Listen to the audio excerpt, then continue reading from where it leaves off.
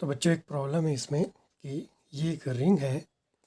तो क्वेश्चन क्या है कि इस रिंग में एक नट यहाँ पे डाला जाता है इस रिंग में कहीं भी, और उसके बाद डालने के बाद इस रिंग को घुमाया जाता है इस तरह से। मीन्स ये एक्सिस होगी, इस एक्सिस के अलोंग इसको ऐसे रोटेट करा जाता है तो रिंग के साथ नट भी घूमता है।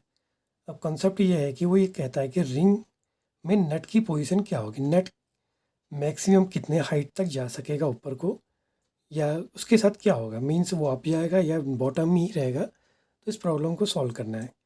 कॉन्सेप्ट क्या है, इसमें एक नट फंसाया जाता है, उस रिंग को ऐसे करके घुमाया जाता है इस प्रकार से। मीन्स इसके सेंटर से जाने वाली ये डायमीटर के अलोंग जो एक्सेस है उसके अलोंग ये रिंग घूमने वाली है।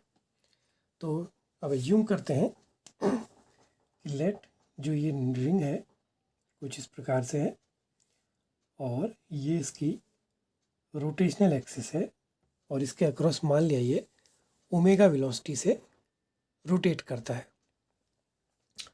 तो और ये मान लिया नट की पोजीशन होगी यहाँ पर, ठीक है। अब नट कहीं भी हो सकता है, यहाँ भी हो सकता है, यहाँ जाएगा, कहाँ तक जाएगा जब इसको घुमाया जाएगा। तो अब अगर हम देखें तो नट जो है वो ये उसकी रोटेशनल एक्सिस होगी, इसके अलोंग वो इस तरह से घूमेगा एक सर्कुलर ट्रैक पर। तो अब समझते हैं इसमें क्या क्या होगा। कई चीज़ें हैं। एक तो ये है, ये सपोज इसका सेंटर हो गया रिंग का और इसको हमने वो कह दिया, और इस सर्कल की जो रेडियस है मान लिया कि रिंग की रेडियस हमने आर एज्यूम कर ली। अब ये जो नट है ये यहाँ पर है, इस पर क्या लगेगा, यहाँ को एक नॉर्मल फोर्स लगेगा। इसका जो वेट है mg वो डाउनवर्ड लगेगा और लेट इसकी रोटेशनल एक्सिस से डिस्टेंस हमने मान ली स्मॉल r। तो जो सेंटीपिटल फोर्स होता है उस फोर्स को अगर हम क्लियर करें जो mv²/r या ये mr ओमेगा स्क्वायर होता है, तो इसमें r जो होता है इस सर्किल की रेडियस ना कह के, होने को इस सर्किल की रेडियस ही होती है लेकिन इसको क्लियरली अगर हम समझें तो ये r जो होती है वो रोटेशनल एक्सिस से डिस्टेंस होती है। तो रोटेशनल एक्सिस से डिस्टेंस इसकी कितनी होगी, r होगी। अब इसमें एक पता नहीं कि ये ऊपर को जाएगा या नीचे को जाएगा। तो अगर हम एक टेंजेंट ले लें यहाँ पर तो इसके अकॉर्डिंग क्या होगा, अगर ये ऊपर को जाता है तो इस पर फ्रिक्शन फोर्स डाउनवर्ड लगता है, और अगर ये डाउनवर्ड आता है तो इस पर फ्रिक्शन फोर्स कहाँ को लगेगा, अपवर्ड लगेगा। अब हम इसमें ये मान लेते हैं चूँकि नॉर्मली अगर हम किसी मेटलिक रिंग में किसी मेटल के नट को रख के घुमाएंगे तो ये फ्रिक्शन फोर्स बहुत नेग्लिजिबल होगा, तो हम इसको थोड़ी देर के लिए नेग्लेक्ट भी कर सकते हैं। तो लेट ये मान लिया कि बहुत छोटा होगा तो हम इसको क्या कर लेते हैं, नेग्लेक्ट कर लेते हैं, ठीक हो गया। और लेट ये एंगल हो गया थीटा। तो अब इसमें क्या होगा, एक सेंट्रीफ्यूगल फोर्स लगेगा mr ओमेगा स्क्वायर, ठीक है। अब इस प्रॉब्लम को समझते हैं। तो लेट इसके अगर कंपोनेंट करें तो उसके कंपोनेंट क्या होंगे, इसको आगे को बढ़ा लें और ये भी थीटा हो जाएगा। तो कंपोनेंट क्या होते हैं कि जैसे इस mg का कंपोनेंट अगर इधर को करें तो क्या होगा, mg cos थीटा, और इधर को हो जाएगा mg sin थीटा। इस mr ओमेगा स्क्वायर के लिए अगर देखें तो ये 90 माइनस थीटा, तो इसका इधर को कंपोनेंट क्या हो जाएगा, mr omega square cos 90 minus theta होगा तो ये sin थीटा, और इधर को mr omega square cos theta. तो n जो है वो बैलेंस कर रहा है किस किस को, mg cos theta plus mr omega square sin theta को, ये दोनों एक दूसरे को बैलेंस कर लेंगे। mr omega square cos theta is equal to mg sin theta, cancel. तो ये बन जाता है tan theta is equal to r omega square upon g। अब हमने क्या एज्यूम कर रखी कि जो ये सर्किल है, इस सर्किल की ये रिंग की जो रेडियस है वो कैपिटल R एज्यूम करिए। तो ये फिगर कुछ ऐसा बन रहा है, ये थीटा, ये R और ये स्मॉल r। तो अब हम लोग ये हमारे लिए R नोन है, तो इसमें हम क्या कर सकते हैं कि अगर साइन थीटा अप्लाई करें small r upon capital R, तो स्मॉल r को हम क्या लिख सकते हैं, capital R into sine theta. इसको ब्रेक कर लें टेन थीटा को, sine theta upon cos theta r sine theta, और ओमेगा को भी, चूँकि ये सर्कुलर ट्रैक पे सारा मोशन हो रहा है, तो हम इसको 2 पाई एफ लिख सकते हैं, यानी कि एंगुलर फ्रीक्वेंसी भी कहेंगे। तो ये हो जाएगा 4 पाई² एफ² डिवाइडेड बाई जी, ये कैंसिल। तो इससे अगर हम निकालें तो कॉस थीटा की वैल्यू आती है, इसको उल्टा कर लें तो जी अपॉन आर 4 पाई² एफ²। तो अब इससे देखते हैं कि कॉस थीटा की वैल्यू कैसे आती है, थोड़ा समझते हैं।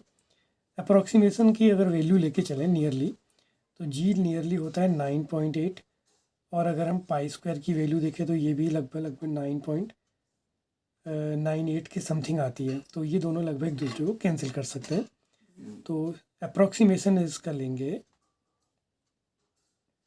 तो अप्रॉक्सीमेशन से ये वैल्यू क्या आती है कि कॉस थीटा जी से पाई² कैंसिल हो जाएगा, तो इसको हम 1 कर लें अपॉन 4 r⁴, यानी कि अब ये कॉस थीटा जो डिपेंड कर रहा है 4r⁴ पे। इसको अगर हम और समझें तो ये कॉस थीटा जो था 1/4r⁴। तो अब जैसे r है, थोड़ी देर के लिए मान लें कि 4r की वैल्यू क्या हो सकती है। मान लिया रिंग अगर 30 सेंटीमीटर की है, तो 4r की वैल्यू लगभग 1.2 मीटर, या अगर ये 25 सेंटीमीटर है तो 4r = 1 मीटर या 1 के इक्वल हो जाता है। तो नियरली, यानी कि ये वैल्यू भी ऑलमोस्ट अप्रॉक्सीमेशन अगर ले, रिंग अगर हम 25 सेंटीमीटर या 30 सेंटीमीटर माने, तो अप्रॉक्सीमेटली ये वैल्यू भी 1.2 1 पॉइंट समथिंग के अराउंड आ सकती है। तो यानी कि अगर हम देखें कॉस थीटा एक तरह से कहीं इन्वर्सली प्रोपोर्शनल आता है एफ², यानी कि सबसे मेजर फैक्टर जो है एफ² है। और दूसरे टाइप से हम ऐसे भी समझें कि कॉस थीटा की जो वैल्यू होती है वो क्या होती है, ग्रेटर देन इक्वल -1 और लेस देन इक्वल 1, कुछ इस टाइप से चलती है। अब यहाँ पे नेगेटिव तो आ नहीं सकती क्योंकि ऑल वैल्यूज़ पॉजिटिव होंगी। तो कॉस थीटा एक तरह से कहें प्रोपोर्शनल कह दें या नियरली भी कह दें, ये एफ² के इक्वल आ सकता है, या नियरली इक्वल टू एफ²। तो अब ये डिपेंड करता है एफ़ पे। सपोज कीजिए कि एफ़ अगर बहुत छोटा हो, सपोज कीजिए कि अगर एफ़ की वैल्यू ऑलमोस्ट, मान लिया कि हम इस रिंग को रोटेट कराते हैं सपोज 60 RPM से। 60 RPM का मतलब 60 राउंड पर मिनट। तो 60 राउंड पर मिनट होंगे तो सेकेंड्स में कितना आ जाएगा, ये 1 आ जाता है। तो इससे कॉस थीटा की वैल्यू कितनी आती है, =1। कॉस थीटा 1 का मतलब थीटा = 90 डिग्री, और कॉस थीटा की वैल्यू 1 से बड़ी हो नहीं सकती है। तो मीनिंग जब आप इसको कितनी ही स्पीड से रोटेट कराएं, मैक्सिमम ये कहाँ तक जा सकता है, ये सिर्फ थीटा 90 का अर्थ हुआ कि ये सिर्फ मिडिल पॉइंट से, यानी कि यहाँ तक ही जा सकता है, इसके ऊपर ये नहीं जाएगा। और अगर एफ़ की वैल्यू और बड़ी ले लें, सपोज अगर 100 RPM ले लें, या सपोज कीजिए कि 10,000 RPM ले लें, तो जैसे जैसे एफ़ बड़ा होते जाएगा तो ये क्या होती है कि वैल्यू ऑलमोस्ट छोटे से छोटे, एफ़ को अगर हम बहुत बढ़ा दें तो ये नियरली इक्वल टू 0 भी हो सकती है। तो कॉस थीटा की वैल्यू कॉस थीटा की वैल्यू जो 1 थी, ये 0 डिग्री पर थी, तो मीनिंग ये है कि जब आप इसको 60 RPM से घुमाएंगे, यानी कि 1 राउंड पर मिनट, तो ये यहाँ पर होगा, ठीक है नी। इसको करेक्शन कर लेते हैं। जब थीटा की वैल्यू, एफ़ की वैल्यू 60 RPM हो, यानी कि 60 राउंड पर मिनट या 1 राउंड पर सेकेंड, तो उस समय कॉस थीटा 1 की वैल्यू 0 डिग्री पर होती है। तो जब आप इसको 1 राउंड पर सेकेंड यानी कि बहुत स्लोली मूव कराएंगे, तो ये ऑलमोस्ट यहाँ पर रहेगा, 0 डिग्री का अर्थ हो गया इस पॉइंट पे। और अगर हम इसको बढ़ाते जाएंगे, इसकी स्पीड को, इसकी रोटेशनल फ्रीक्वेंसी को बढ़ाते जाएंगे, एंगुलर वेलोसिटी को भी बढ़ाएंगे, तो मीनिंग क्या होगी कि ये वैल्यू ऑलमोस्ट कहाँ पहुँच जाएगी, 0 के इक्वल आती जाएगी। कॉस थीटा = टेंड होते जाएगा 0 की ओर। कॉस थीटा 0 का अर्थ है कि थीटा कहाँ को टेंड करेगा, 90 डिग्री की ओर। तो मीनिंग क्या है कि जैसे जैसे एंगुलर स्पीड बढ़ती जाएगी, फ्रीक्वेंसी बढ़ती जाएगी, थीटा की वैल्यू कहाँ को, 90 की ओर, यानी कि जितनी ज़्यादा स्पीड से आप घुमाएंगे तो तब भी ये कहाँ तक ही पहुँचेगा, वो भी नियरली यहीं तक। क्योंकि ये भी हम करेंगे नियरली, तो ये मैक्सिमम जो है इस 90 डिग्री तक ही पहुँच सकता है, इसके ऊपर नहीं जा सकता। तो बच्चों ये प्रॉब्लम आपको समझ में आई होगी, और इससे रिलेटेड आपको जो और प्रॉब्लम होगी तो इस तरह से इसके कंपोनेंट करके हमने इस कंसेप्ट को बनाना सीखा था आज।